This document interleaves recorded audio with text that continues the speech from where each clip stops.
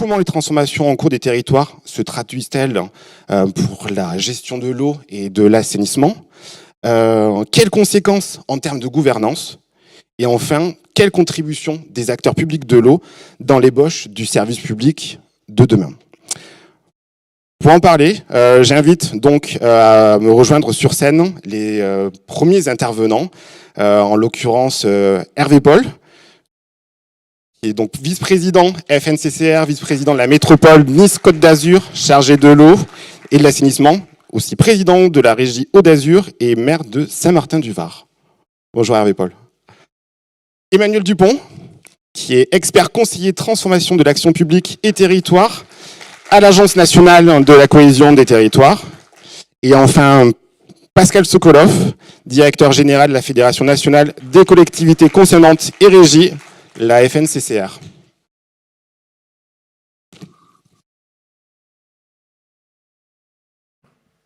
Monsieur Sokolov, prenez place. Messieurs, bonjour. Merci d'être à nos côtés. Pour introduire cette table ronde, j'aimerais vous céder la parole, Hervé Paul, et nous dire quelques mots. Merci, bonjour à tous. Je crois que dans les propos de Madame la Ministre et dans vos propos liminaires, vous avez bien planté le décor dans lequel aujourd'hui s'articulent les politiques de l'eau. Rien n'est figé, rien n'est gravé dans le marbre, et l'organisation territoriale est en train de se réinventer, d'évoluer, et on le voit avec, bien sûr, non seulement les questions liées à l'organisation administrative des services d'eau, à la prise de compétences liées à la loi NOTRe, à la réorganisation des territoires, mais aussi parce qu'il faut tenir compte des changements climatiques qui mettent en difficulté les organisations qui parfois étaient en place depuis plus d'un siècle, l'époque où eh bien, les grands syndicats d'eau ont été créés au début du XXe. Il faut se rappeler que l'homme s'est toujours installé au bord de l'eau parce qu'il a besoin de l'eau pour vivre. 65% du corps humain est constitué d'eau. Mais aussi, lorsqu'il n'y avait pas assez d'eau, on est allé chercher l'eau. Déjà, les Romains construisaient des aqueducs.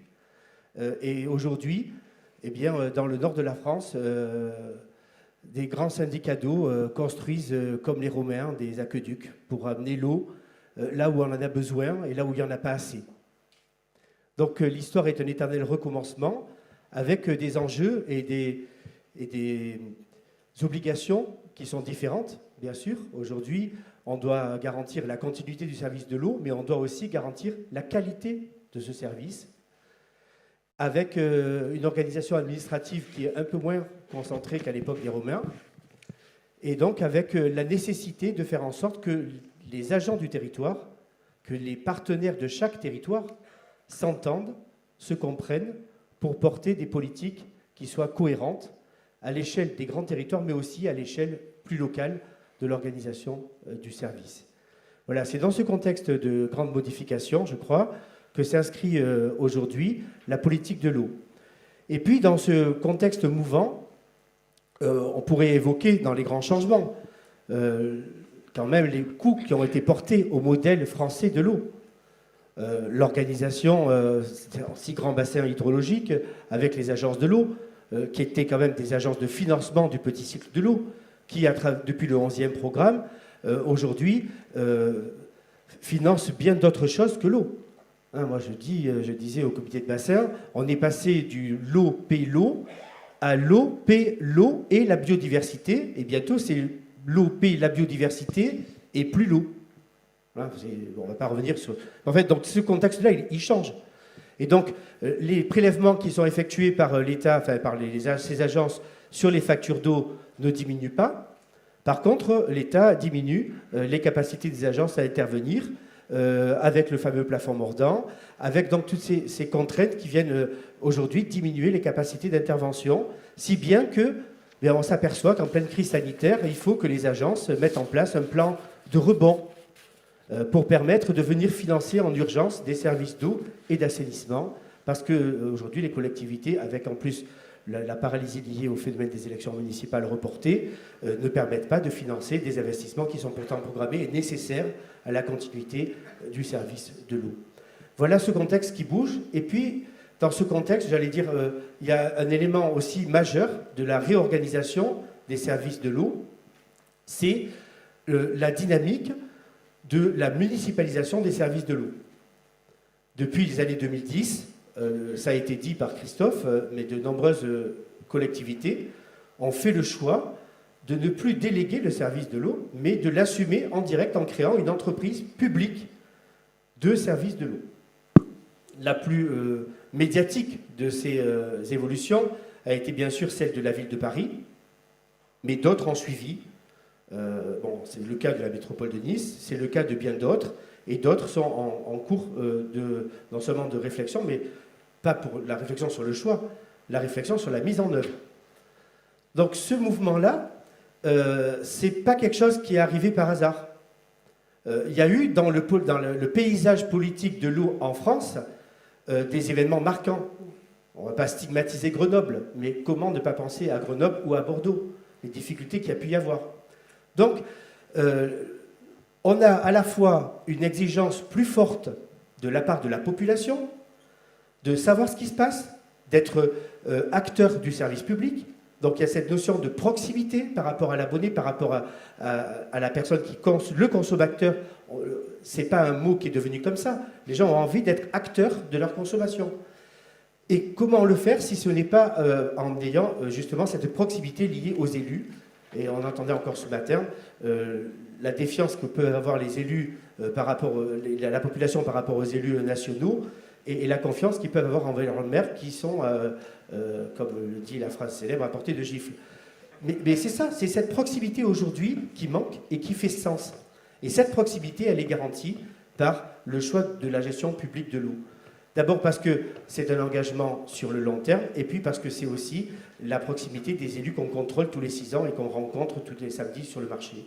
Voilà donc cette mouvance que vous évoquiez tout à l'heure, peut-être abordée de façon forcément très rapide, mais pour montrer qu'aujourd'hui rien n'est stabilisé, et donc il faut inventer le modèle de demain en essayant de mettre ces politiques de l'eau au cœur de politiques plus transversales, qui sont donc des politiques liées à l'aménagement, mais j'y reviendrai peut-être tout à l'heure. Justement, Hervé Paul, le service public de l'eau et de l'assainissement suppose la mise en place de coopération, de solidarité territoriale et sociale. Quelles alliances, vous l'avez un petit peu ébauché, mais quelles alliances véritablement peuvent garantir ce juste accès à l'eau, quels acteurs mobiliser et à quelle échelle?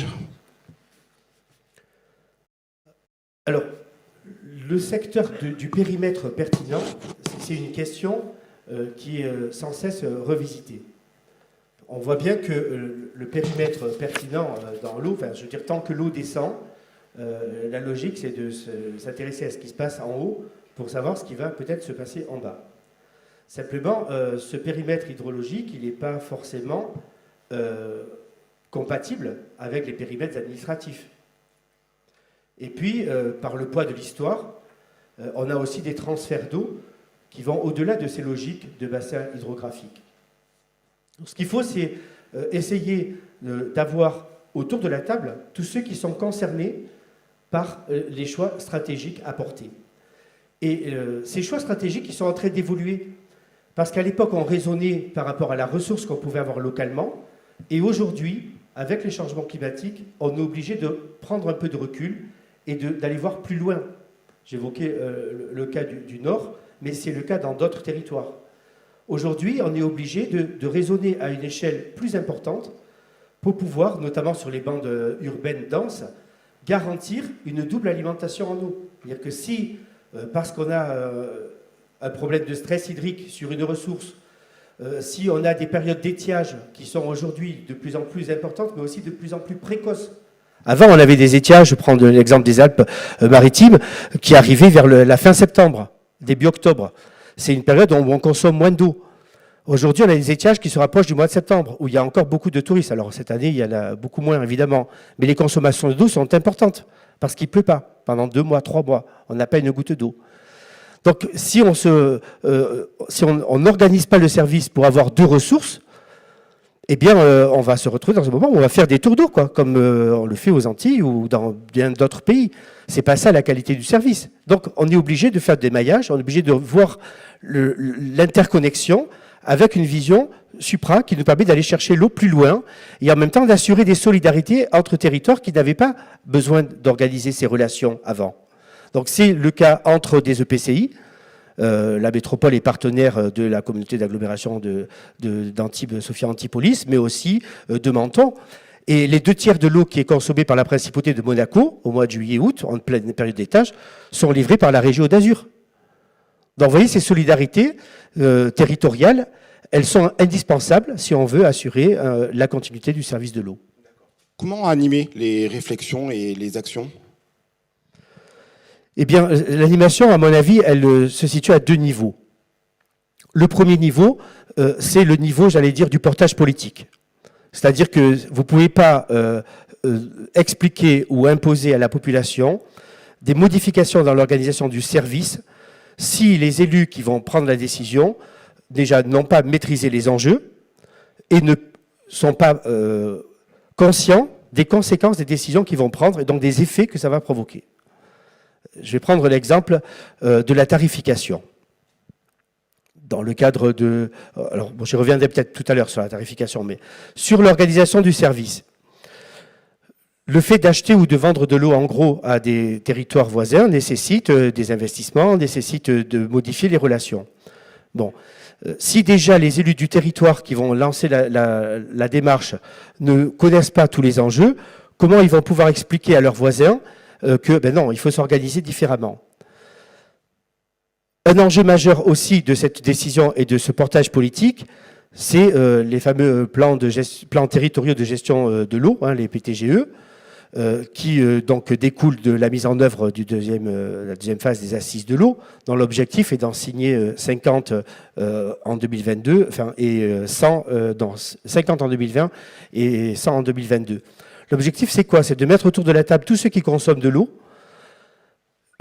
par exemple l'eau pour la consommation domestique, le service public d'eau potable, mais aussi les agriculteurs, aussi les industriels, pour voir comment ensemble on arrive à s'organiser pour que chacun puisse continuer à faire son activité sans remettre en difficulté son voisin. Moi, je prends toujours cet exemple parce que c'est du vécu. Quand vous avez une personne âgée qui habite dans un immeuble, on lui dit « Attention, mémé, il faut fermer le robinet quand vous vous brossez les dents, quand vous lavez votre dentier. » Et puis elle ouvre sa fenêtre et en face d'elle, elle a un immense champ de maïs en plein mois de juillet qui est arrosé à 14 heures et on envoie des millions de mètres cubes par an pour arroser les champs de maïs. Comment voulez-vous que la personne comprenne qu'elle, il faut qu'elle économise quelques litres? C'est bien qu'elle économise quelques litres. Mais si on continue à arroser les champs de maïs, et je ne veux pas stigmatiser les producteurs de maïs, il y a des gens très bien, et il faut cultiver du maïs, mais est-ce qu'on doit continuer du maïs partout, tout le temps, aujourd'hui, comme il y a 40 ans? Je ne vais pas parler de Bonduel dans le Nord, mais c'est pareil, si on n'arrose pas les petits pois, ils ne font pas la bonne taille, on ne les achète pas, ils sont invendables, il faut les arroser. Et pourtant, en même temps, il faut que lorsqu'on ouvre le robinet, il y ait de l'eau potable. Donc c'est ça, en fait, cette notion de concertation, c'est que les agriculteurs ne pourront pas imposer aux élus de dire on ferme l'eau parce que nous on a besoin d'arroser. Et je pense qu'il n'est pas raisonnable d'envisager que les élus qui gèrent les services publics d'eau potable imposent aux agriculteurs ou aux industriels d'arrêter leur activité parce que on doit gérer l'eau. Donc c'est ensemble, autour de la table, qu'il faut s'organiser. Et il y a des moyens plus économes en eau, plus vertueux, qui doivent être développés, y compris avec les aides. Et l'Agence de l'eau contribue justement à ces évolutions pour permettre à l'agriculture, on a besoin d'agriculture, on a besoin d'agriculture de qualité en France, localement. Donc l'idée, c'est pas d'arrêter l'agriculture en France pour aller acheter des produits espagnols ou italiens, c'est bien au contraire de favoriser l'agriculture chez nous, mais une agriculture plus respectueuse des ressources en eau. Justement, vous aviez un autre exemple sur cette question donc, du partage juste de la ressource. Par rapport à la tarification. Tout à fait. Alors, par rapport à la tarification, sur la tarification, on a donc dans le cadre du deuxième cycle des assises de l'eau, il y a des engagements forts qui ont été pris par le gouvernement sur la réduction des prélèvements. D'accord. Donc l'objectif, c'est de vraiment de limiter les prélèvements dans les masses d'eau avec des objectifs chiffrés qui sont conséquents. 15% et 25% en 2025. Comment on va pouvoir réduire ces prélèvements?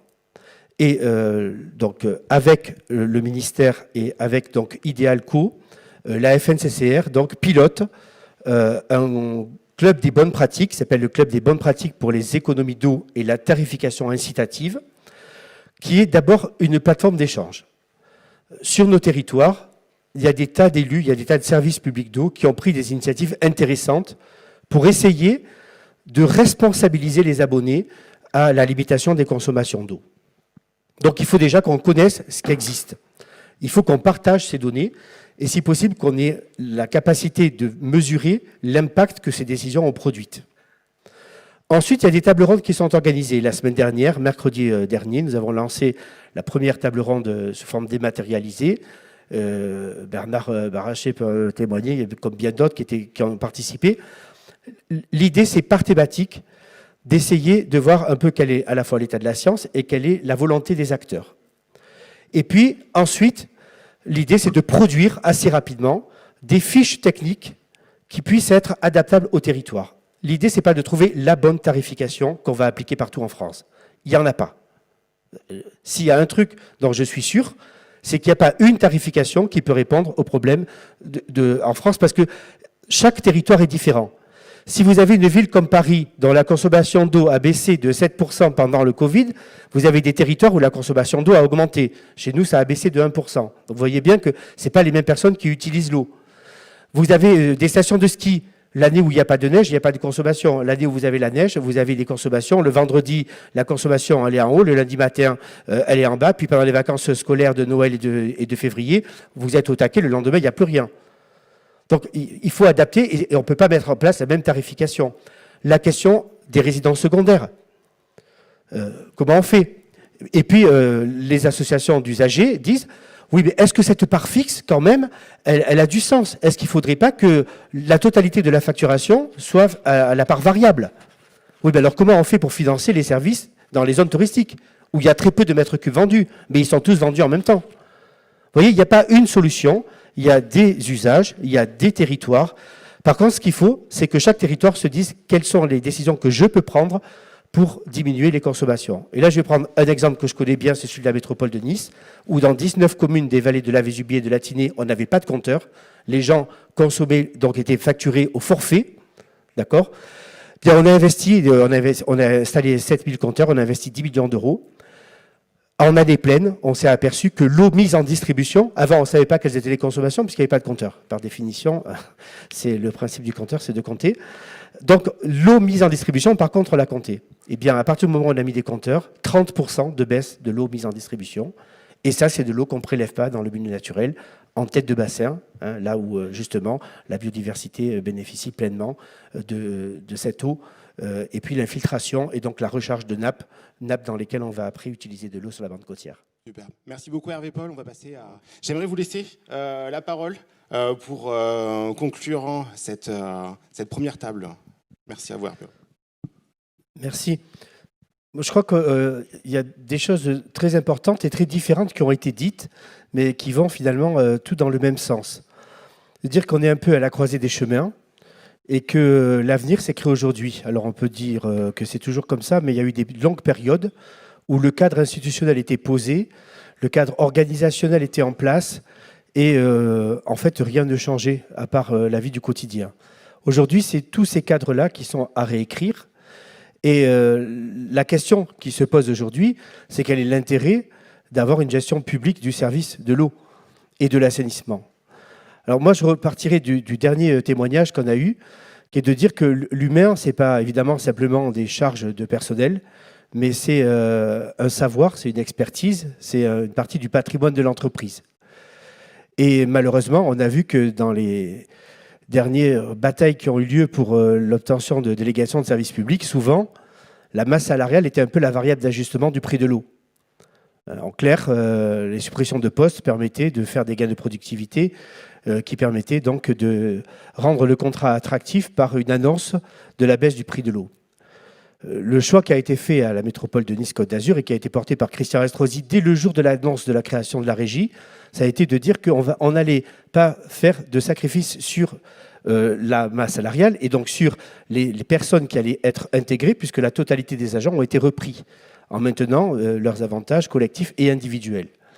Et nous avons travaillé justement à faire monter l'expertise, y compris des agents qui étaient déjà qui travaillaient sur place, pour justement faire en sorte qu'ils s'approprient le projet. Et un des éléments de la réussite de l'expérience que nous avons vécue, c'est justement cette implication des agents dans le projet, à côté des élus. Pourquoi ? Bien parce que quand vous travaillez dans une entreprise qui décide que cette année, le centre d'appel, il ne va plus être à Nice, mais il va être à Montpellier. Vous travaillez dans le centre d'appel, on vous dit, mais madame, il n'y a pas de problème, vous avez votre poste qui vous attend à Montpellier. La comptabilité, elle est à Lyon. Donc, madame l'agent comptable, vous avez votre place dans l'entreprise, mais il faut aller habiter à Lyon. Les emplois que nous créons dans nos entreprises publiques de la gestion de l'eau, c'est des emplois qui ne sont pas délocalisables, parce que c'est des emplois qui correspondent aux besoins du territoire. Et l'intérêt, c'est aussi d'avoir des agents du territoire, parce que ces agents, ils vivent le territoire, ils le connaissent par cœur, ils le parcourent. Donc, ils savent exactement de quoi ils parlent. Donc, moi, cette dimension humaine me paraît vraiment très importante. Et puis, en même temps, on travaille sur le long terme. On n'est pas là pour dire qu'il faut avoir dégagé des bénéfices à la fin de l'année, ou il faut qu'à la fin de la DSP, j'ai dégagé tant de cash. Non, on a cette vision de long terme, cette vision, je reprends l'exemple des Romains, ou la vision de ces concessions d'État qui, à la fin du XVIIIe siècle, ont permis de réaliser des ouvrages remarquables pour développer l'eau, l'adduction d'eau et donc le développement des territoires. On est sur le long terme et en plus, chaque euro payé sur la facture d'eau alimente le service de l'eau. Alors, là où je ne suis pas trop d'accord, c'est quand on parle de performance. Oui, je pense que le service, l'entreprise publique de l'eau, elle doit être aussi, voire plus performante que l'entreprise privée. Il ne faut pas que l'étiquette d'entreprise publique corresponde avec un service plan-plan. Pas du tout. Au contraire, on doit être encore plus exigeant parce que c'est l'argent des administrés, c'est l'argent des abonnés qu'on gère. Et l'argent qu'on met dans l'exploitation alors qu'on pourrait faire des gains de productivité, c'est de l'argent qu'on ne met pas dans le patrimoine. Hein, voilà. Et donc, on a cette vision de long terme, cette vision d'investissement pour le territoire, de projet de territoire. Et j'allais dire qu'aujourd'hui, des enjeux, c'est d'arriver à croiser ces enjeux de la politique de l'eau avec les autres enjeux du territoire. La politique d'urbanisme, la politique de développement industriel, la politique agricole du territoire, mais aussi la politique sociale à travers la tarification, la politique de coopération avec les territoires voisins. Voilà comment on arrive à donner de la transversalité à ces politiques et faire en sorte que non seulement les élus, mais les administrés, la population, puissent comprendre et porter ces nouveaux enjeux de la politique de l'eau. Hervé Paul, merci beaucoup.